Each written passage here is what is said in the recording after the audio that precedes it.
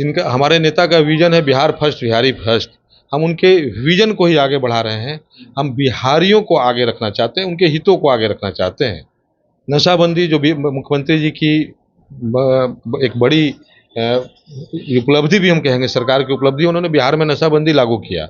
लेकिन उसके बाद कहीं ना कहीं कोई कोताही हुई होगी सामाजिक स्तर पे, या तो हम लोगों ने अपनी जिम्मेवारी को समझने में देरी कर दी, या फिर प्रशासनिक स्तर पे नहीं मानता। दूसरे दल के लोग भी अगर पीड़ित हैं, मैं उनकी भी सहायता करता हूं, उनकी भी सेवा करता हूं। आरजेडी वाले आएंगे तो मदद कीजिएगा? आरजेडी वालों को मैं मदद करता हूं। जदयू के साथ जब हमारा गठबंधन नहीं था, उनकी भी मदद करता था, क्योंकि मैं मानवता की सेवा के लिए प्रतिबद्ध हूं।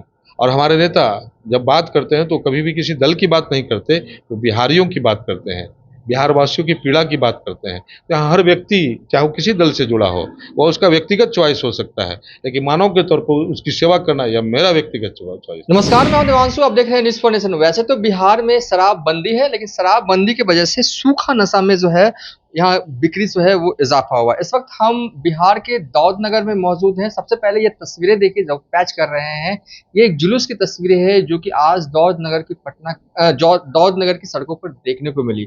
डॉक्टर प्रकाश चंद्रा के नेतृत्व में ये जुलूस निकाली गई, अनुमंडल कार्यालय तक जाती है और अनुमंडल पदाधिकारियों को एक ज्ञापन दिया जाता है। और ज्ञापन में इस बात का जिक्र है कि इलाके में जो ब्राउन शुगर है, चाहे वो चरस है, चाहे वो गांजा है, वो धड़ल्ले से बिक रहा है और जो युवा पीढ़ी है वो इसका इस्तेमाल कर रही है। कहीं ना कहीं ये जो है वो खतरे की घंटी बज चुकी है और प्रशासन को चाहिए कि जागरूकता अभियान व्यापक तरीके पर इलाके पर चलाए और धर पकड़ जो भी लोग जो हैं वो बेच रहे हैं उसकी धर पकड़ की जाए। इसको लेकर बड़ी मुहिम चला रहे हैं चिराग पासवान की पार्टी के, या कहें कि चिराग पासवान के करीबी नेताओं में से एक डॉक्टर प्रकाश चंद्रा। इस वक्त भी हम आपको इनकी दिखा रहे थे, अब हम इनसे बात कर लेते हैं। एक तरह से आप कह सकते हैं कि नशे के खिलाफ आपने एक तरह से अभियान छेड़ रखा है इलाके में। क्या हो रहा है इलाके में, सबसे पहले ये बताइए।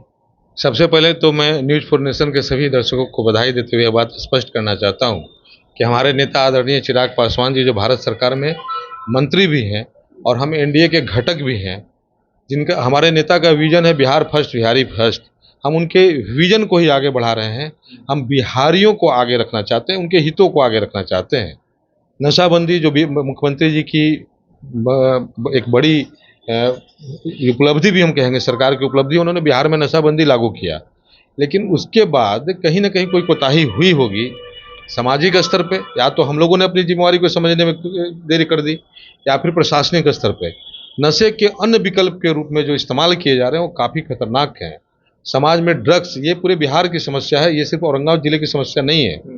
समाज में ड्रग्स का पेनिट्रेशन बढ़ा है, अभिभावक परेशान हैं, दवा दुकानों से प्रतिबंधित दवाएं बेची जा रही हैं।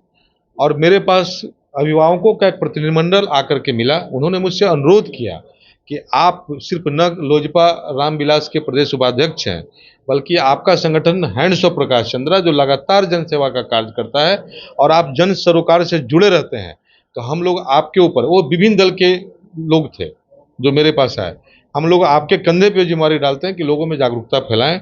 मैंने प्रशासन के सहयोग के लिए जन जागरूकता रैली निकाला, जिसमें आज आपने देखा होगा हजारों की संख्या में लोग थे। और दाऊद नगर प्रखंड मुख्यालय से अनुमंडल मुख्यालय तक लोगों के नशे के विरुद्ध लोगों को जागरूक करने का हम लोगों ने प्रयास किया। और प्रशासन को भी हम लोगों ने ज्ञापन दिया है कि आपके स्तर पर भी एक मुहिम चलाई जानी चाहिए, एक स्पेशल ड्राइव चलाया जाना चाहिए। और सिर्फ न नशेड़ियों को पकड़ें, बल्कि इसके सप्लायरों के, उनके नेटवर्क को आप ध्वस्त करें। और हम सभी लोग आपके साथ हैं, प्रशासन के साथ हैं। इसके साथ ही मैंने मिलने आए हुए अभिभावकों से भी कहा था और आज उपस्थित जनसमूह को भी कहा है कि आप प्रशासन को सहयोग करें। प्रशासन के पास ऐसी कोई डिवाइस नहीं जो किसी के मन की बात को समझ जाए। आप अपने बच्चों पे नज़र रखें, अपने आस पड़ोस पे नज़र रखें और बच्चों को इस अंधकार में जाने से रोकें। हम अपने नेता पुनः आदरणीय चिराग पासवान जी के उसी विजन के साथ बिहारी हितों के लिए सड़क पे।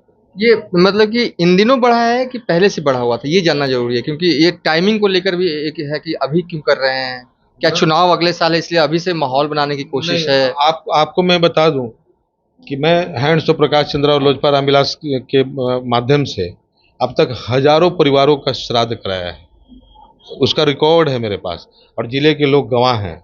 और वो सीमा नहीं होता उसका, सिर्फ ओबरा विधानसभा नहीं, हम विधानसभा के बाहर जाके लोगों काम करते हैं। पिछले वर्षों में हम लोगों ने 2000 से ज़्यादा ब्लड डोनेट कराया अपने लोगों से।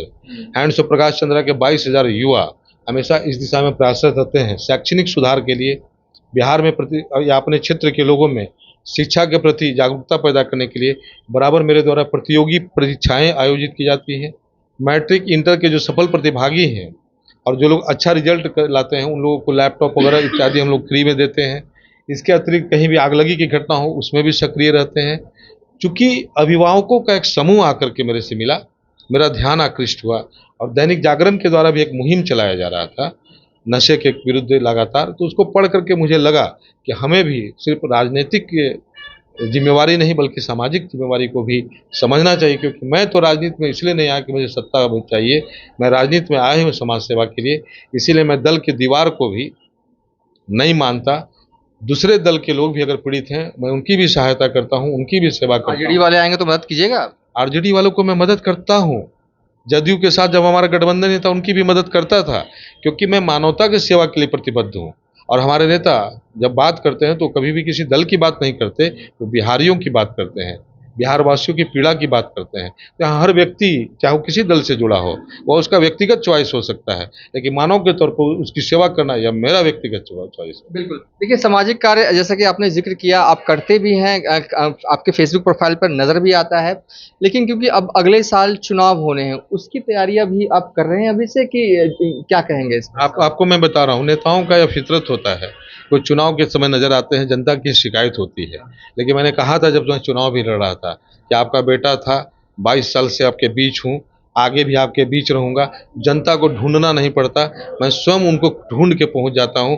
हर समस्याओं में मैं खड़ा रहता हूँ, लोगों के साथ, उनकी पीड़ाओं के साथ मैं खड़ा रहता हूँ। इसलिए कोई चुनावी तैयारी की जरूरत उनको है जिनको चुनाव लड़ना है और चुनाव जीतना है। हम तो जनता का दिल जीतते हैं। तो मतलब इस बार विधानसभा पहुंचना है 25 में? ये तो जनता तय करेगी।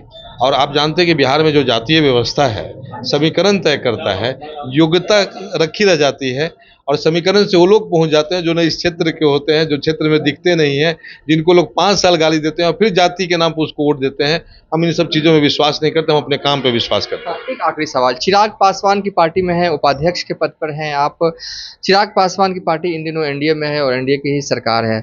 आप इस तरीके से सड़क पर देखिए, झंडा, तस्वीरें भी हम पैच कर रहे हैं, चिराग पासवान की पार्टी का झंडा लिए हुए अगर दौलतनगर में निकलते हैं तो लोग जो देख रहे होंगे आउटसाइडर, वो क्या सोचेंगे? अरे चिराग पासवान है, सरकार, अपनी ही सरकार का विरोध।